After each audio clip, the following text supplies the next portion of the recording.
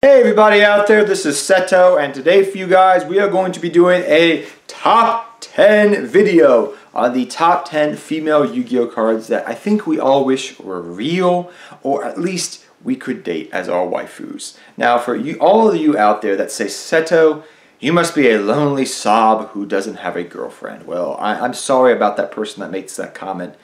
I do have a girlfriend actually. Yes, I have a real in-life girlfriend who I love very much.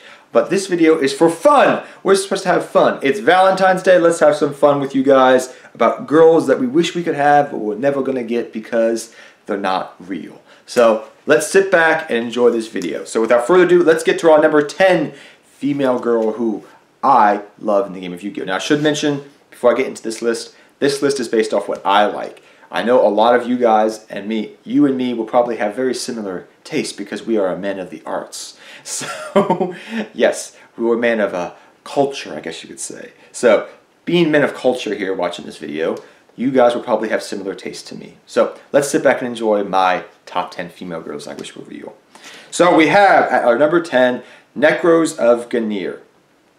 Now, Necros of Gemini is a beautiful card. Now, she was amazing. She reigned supreme doing Necros format as a 1 or 2 of in a lot of Necros decks. Mainly a 1 of, but I did see people run her as a 2 of because she gave protection.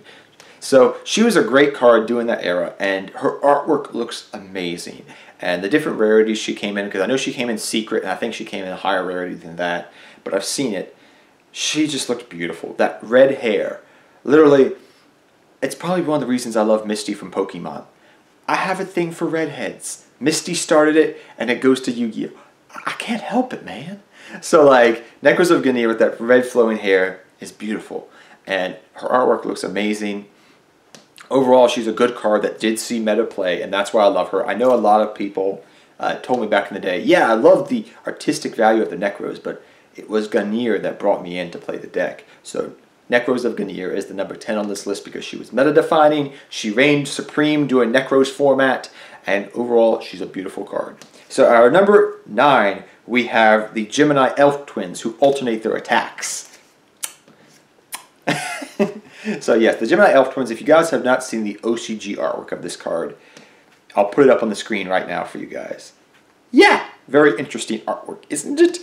But just in general, I love the TCG and OCG artwork. It's a beautiful card. I know a lot of guys back in the day, they either love some other different card, female cards out there that we'll get to on this list, or they love the Gemini Elf twins because it was meta played, because it was a 19 beater, and in general they just liked it. And as we've gotten older, people start looking at that flavor text and going, ha, ha, ha, ha, ha. Yeah. I'm not going to go down that road, but you get what I'm saying. So we have that for our number 9, the Gemini Elf twins. And if you guys are into mythical fairy creatures, there's your elves. So number 8, we have a card that I really wanted to put high on the list, but as I was making my list, I was kind of like, she's fallen down through the years, but I still love her to death. And I honestly would put her high on the list because of how much she's done for me throughout the years. And that is Didi Warrior Lady. Didi Warrior Lady. Where do I begin with this girl? She was probably my first Yu-Gi-Oh card, female Yu-Gi-Oh card that actually said, I really like you. You are an amazing card. The reason for that is she was actually played in the meta, and I played her in many different decks back in the day.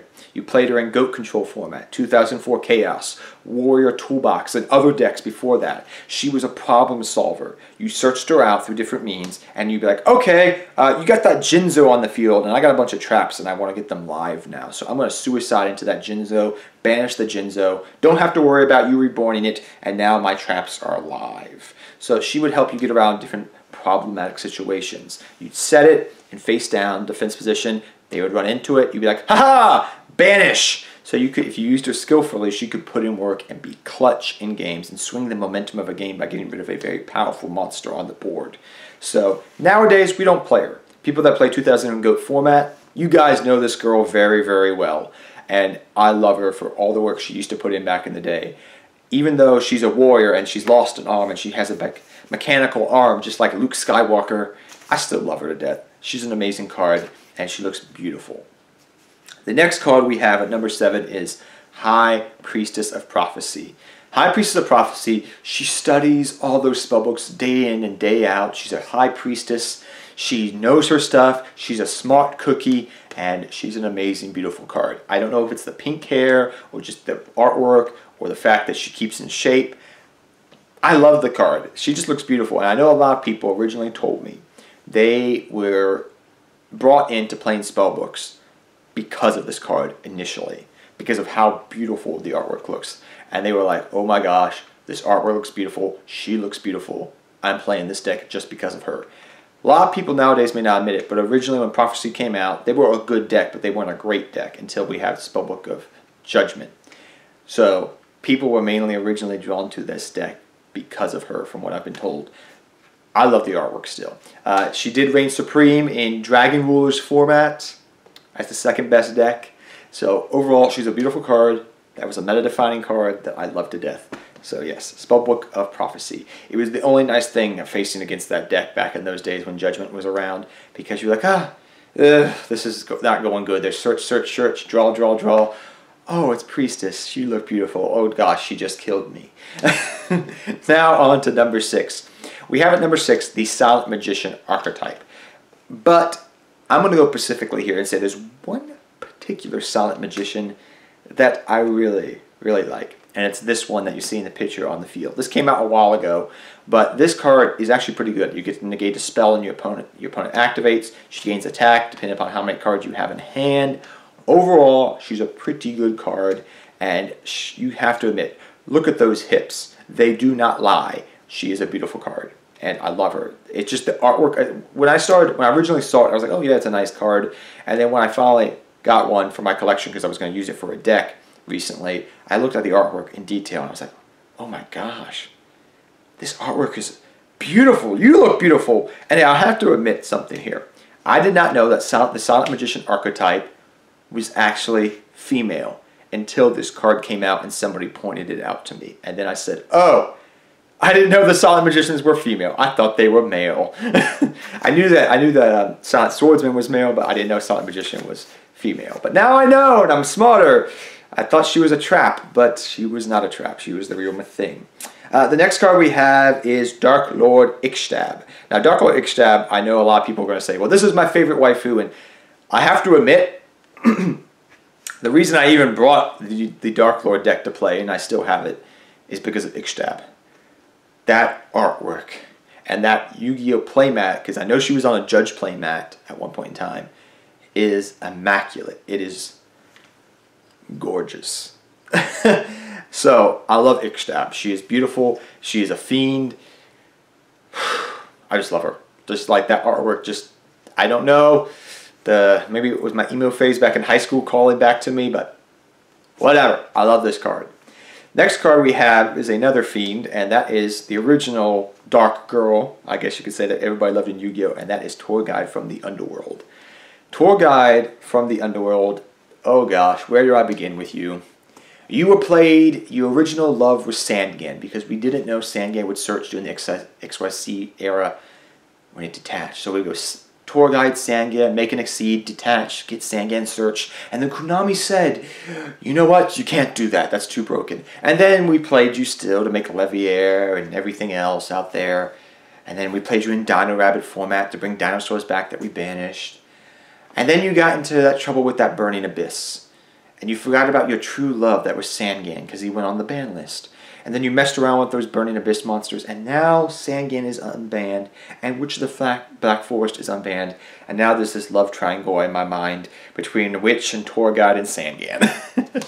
But yes, we love Tour Guide. I love Tour Guide. She was beautiful, awesome. She has a job. She's employed. She's motivated to do what she wants to do for her life and take people to the ban list. And take people on tours of the ban list, I guess, and the underworld.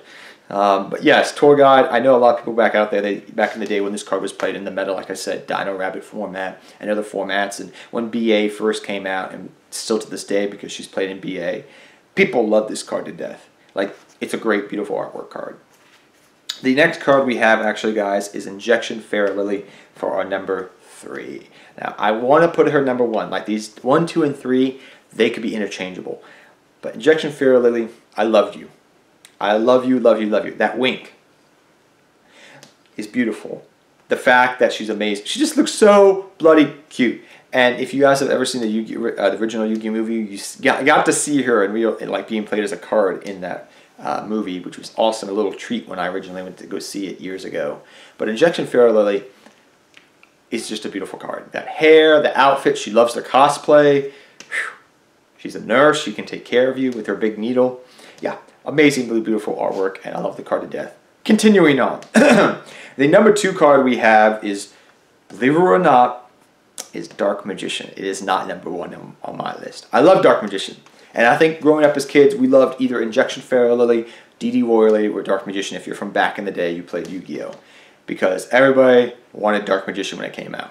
Everyone wanted Dark Magician. And I have to admit, Dark Magician in all her reincarnations, Dark Magician Knight, all those different reincarnations are beautiful looking cards, and they're beautiful. And I just love Dark Magician in general. Like, I don't know a guy out there that says, oh, you know what, I dislike Dark Magician. I just flat out dislike it. Maybe there's a guy out there that does. I don't know. But most guys, I'm like, yeah, it may not be my number 1, but she my number 2 at least.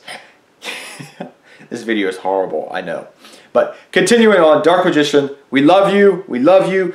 You're the apprentice to Dark Magician. We love you again. So, Dark Magician Girl, number 2. Now, heading on to the number 1 favorite card that Seto Kaiba likes as his female. You want to take a guess? I'll give you 5 seconds. 1, 2, 3, 4, 5.